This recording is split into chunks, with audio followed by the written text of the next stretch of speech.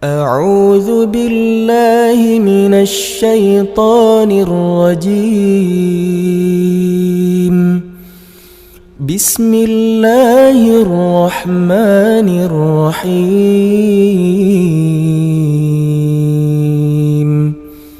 Yang pertama datangnya dari Widya dari Luwuk. Assalamualaikum warahmatullahi wabarakatuh. Waalaikumsalam warahmatullahi wabarakatuh. Allahumma salli ala sayyidina Muhammad wa ala ali sayyidina Muhammad. Sallallahu alaihi.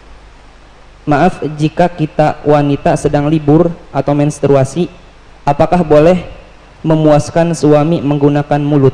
Terima kasih. Bismillah. Di saat kemarin ada yang tanya masalah apa itu? Jadi kalau sudah urusan hal semacam itu, mari kita tingkatkan wibawa majelis supaya tidak di majelis kita bicara sesuatu yang tidak pantas. Kemarin ada yang tanya masalah apa, lupa kemarin. Juga masalah-masalah yang sensitif seperti itu. Dan jangan membiasakan kita di majelis saat membicarakan hal yang demikian itu dengan dibarengi dengan guyonan, merendahkan syariat itu, menjadi sebab barokahnya ilmu dicabut. Baik, kita bicara tentang syariat. Suami istri halal.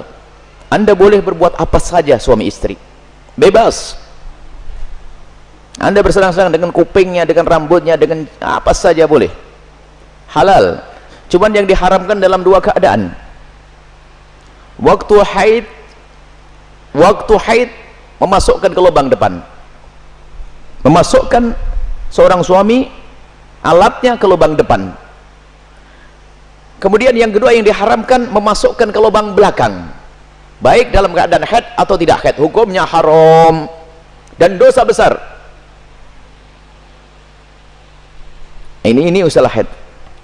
Yas'alunaka 'anil mahid qul huwa adza fa'tazilun nisa fil mahid. Bertanya tentang haid, bagaimana? Jauhi wanita untrusan itu. Tidak boleh menggauli istri dalam keadaan haid. Haid bukan istihadah ya. Istihadah adalah darah tapi bukan darah haid. Ini ada ilmunya khusus. Tanyakan kepada ahlinya nanti. Kita juga punya diklat haid praktis 30 menit 30 menit. Kemudian selebihnya adalah Anda boleh bersenang-senang, boleh apa saja. Mohon maaf, jadilah wanita cerdas. Ini adalah ilmu yang mungkin jarang dihadirkan.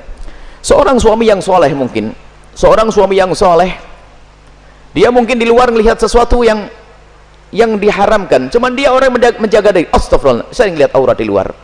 Karena dia seorang soleh, dia tidak mau menuruti itu semuanya, karena itu adalah haram, maka dia tutup mata, pejam mata dan menjauhkan itu semuanya. Tapi dia seorang laki-laki normal, bangkit syahwatnya, pulang ke rumah, istrinya mens, istrinya ada halangan, ayo mau diapain? Ayo menjadi istri yang aktif, inovatif. Anda tidak boleh melayani suami Anda dengan sesuatu yang khusus itu.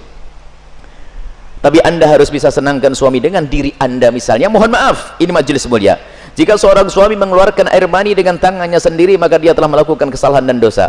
Tapi kalau dia mengeluarkan air mani dengan tangannya seorang istri, kecerdasan istri, selesai. Dan itu adalah pahala. Maka jadilah istri cerdas. Jangan istri kalau sudah lagi men, Masya Allah, libur buat kopi, liburnya dengan suami, sampai suami itu Masya Allah, stres.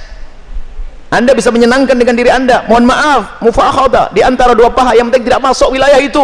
Atau apa saja, mohon maaf ini saya sampaikan majelis mulia, sebab banyak wanita gayanya sih modelnya kayak hebat-hebat, tapi Masya Allah bikin stres suami. Hati-hati itu, hei para wanita, sadar. Senangkan suamimu dengan apapun yang Allah berikan kepadamu, dengan tanganmu, dengan apapun. Yang penting kalau Anda haid jangan masuk wilayah itu. Sebab kadang suaminya sampai kena sudah tidur, masih akan diwakin kopi enggak, sarapan enggak, bang beli makan di warung aja bang, yang ngoroknya yang digedekan. Wahai para istri yang solehah, Anda harus aktif dan inovatif, ada ide-ide untuk menyenangkan suami. Adapun masalah mohon maaf yang ditanyakan dengan mulut, ketahuilah, hei para suami, engkau tidak boleh memaksa istrimu untuk melakukan itu, karena belum tentu dia nyaman. Kalau dia merasa jijik, Anda tidak boleh paksa, haram. Atau sebaliknya, tidak boleh egois seorang suami, harus kau lakukan, tidak. Kenapa? Mohon maaf, karena itu adalah wilayah yang bukan wilayah bersih. Wilayahnya orang dari makanan yang bersih dibuang lewat mana? Lewat itu. Akan tapi kalau memang ada orang, seorang wanita yang mau melakukannya misalnya, atau sebaliknya, bagaimana? Apakah boleh? Ketahuilah, di situ ada cairan yang najis. Air mani tidak najis, khilaf di antara ulama. Madhab Syafi'i najis, tapi cairan sel najis. Maka kalaupun seandainya harus melakukan, mohon agar tidak ditelan, karena itu adalah jangan sampai karena itu najis, tidak usah ditelan cairan-cairan. Adapun masalah air mani, adalah khilaf di antara ulama, akan tapi boleh seorang suami, seorang istri melakukan yang demikian tentu dengan keridhaannya, Dan tentunya dengan waspada, tidak boleh sampai ada masuk ke dalam perutnya sesuatu, karena itu ada madhi. Sebelum mani adalah najis, cairan-cairan sebelum mani adalah najis. Dan wahai para suami dan para istri, yuk kita melakukan sesuatu yang sesuai dengan petunjuk Nabi SAW, akhlaklah yang baik.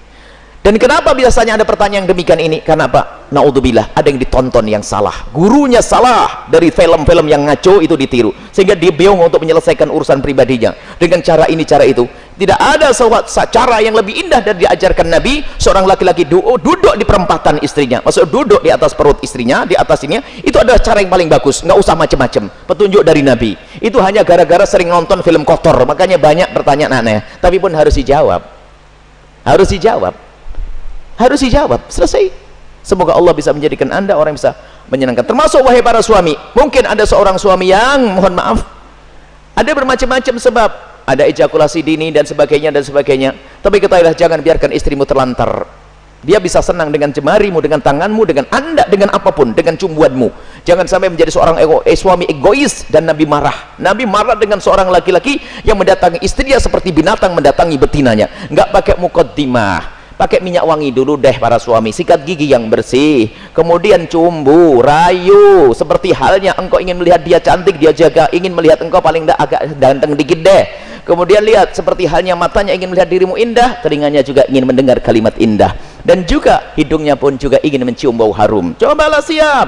Makanya sebelum pulang kantor itulah mampir pom bensin dulu deh, bersih-bersih pakai minyak wangi. Ini penting.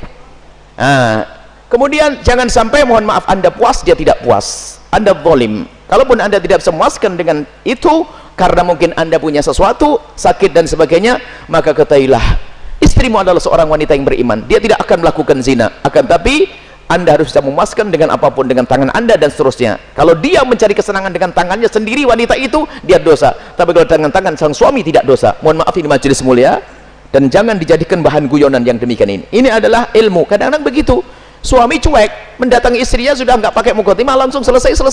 Punya anak 6, nggak pernah seorang istri merasakan senangnya dalam hubungan suami istri. Akhirnya apa? Itulah yang menjadikan istri ogah-ogahan. Mau melayani suami, saya dapat mandi saja, tidak pernah mendapatkan kesenangan. Anda suami zalim.